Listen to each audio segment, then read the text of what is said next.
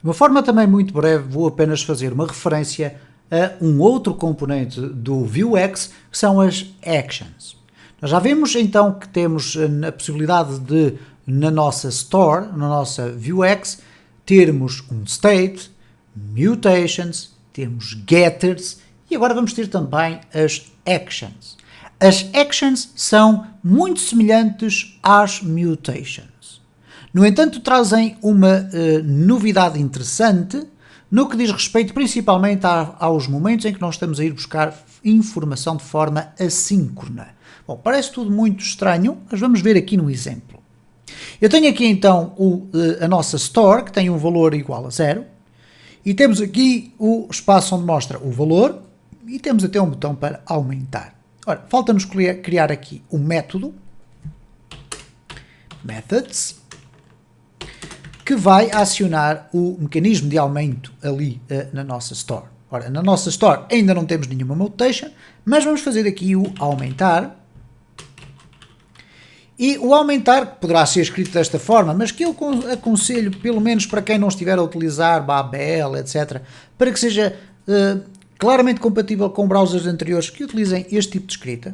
Isto é, aumentar é igual a uma function, e esta função vai fazer store, ponto, iria fazer, diria eu, um commit para uma mutation chamada aumentar. Vamos aqui fazer essa mutation, porque vamos precisar dela.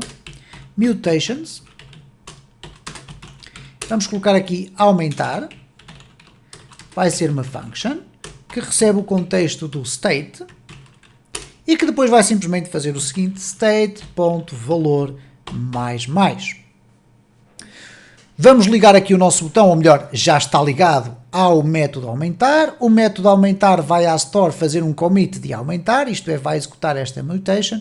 A mutation vai alterar o valor que ali está e este computed method vai ter aqui o valor sistematicamente a ser observado para que seja alterado ali, ok?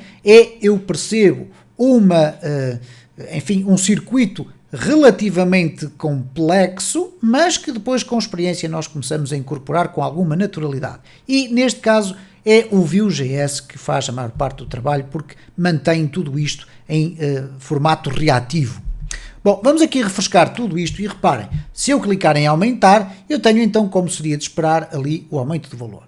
Imaginem, no entanto, é que eu vou fazer um clique no aumentar e, de alguma forma, algo que nós ainda não exploramos nesta playlist, que é ir buscar informação de forma assíncrona. Isto é, nós clicávamos aqui, estávamos a dar ordens ao sistema para executar um web service que nos iria devolver dados a partir de uma base de dados e esse mecanismo pode ser mais ou menos demorado. Então, tradicionalmente, usam-se métodos assíncronos. O que é que significa um método assíncrono? Significa que a nossa aplicação não vai parar enquanto o servidor está a ir buscar a informação. Portanto, nós clicamos no aumentar, continuamos a poder utilizar a nossa aplicação nas outras funcionalidades que ela tenha e assim que o servidor nos devolver uma resposta, então nós temos uma resposta ao tal método assíncrono. Nós não vamos explorar o que é que são métodos assíncronos nesta fase, mas vou mostrar aqui o que é que seria um exemplo de uma recepção assíncrona de informação. Isto é, eu fiz um clique, o meu servidor vai esperar algum tempo e só depois é que vai devolver a resposta. Então vamos simular aqui isso da seguinte forma. Eu vou à minha Store e depois das mutations eu vou colocar aqui as actions. E as actions não são nada mais, nada menos do que mecanismos que nos permitem fazer um dispatch de mutations. Bom, vamos aqui então testar isto. O que eu vou colocar aqui é, por exemplo, aumentar. Vamos chamar aumentar, que vai ser uma function que recebe um context. E neste caso, eu posso dizer simplesmente o seguinte, context, ponto, commit, e vamos colocar ali o aumentar. Okay? Portanto, eu estou a dizer, olha, é para executar esta action, em vez de executar a mutation, vamos executar tudo isto, que na prática vai fazer o quê? Quando isto for executado, vai executar o aumentar. Ora, como é que eu chamo, em vez da mutation, a minha action? Aqui na Store, em vez de fazer um commit, eu faço um dispatch. E este dispatch vai executar o aumentar que aqui está. Eu vou inclusive colocar aqui aumentar act de action e vou colocar aqui dispatch act. Ok, vamos aqui, claro, aumentar act, porque é a relação que existe ali entre os dois. Então, eu ao clicar no meu botão, vou executar este método. Este método vai executar um store.dispatch aumentar act, que é a execução desta action. Esta action vai, por si só, já de imediato, dizer, ok, a ação que eu vou desempenhar é fazer um commit desta mutation. Poderia ser um commit de várias mutations, por exemplo.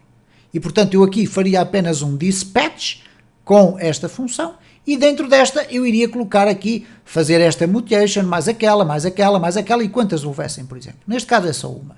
E, portanto, ao executar este commit, ele vai executar aquilo que ali está e vai alterar o valor, etc, etc. Vocês já conhecem a história. Bom, vamos aqui refrescar isto. Reparem, temos aqui a aumentar tudo isto a funcionar sem qualquer espécie de erro. Perguntar-me, bom, mas qual é a utilidade disto?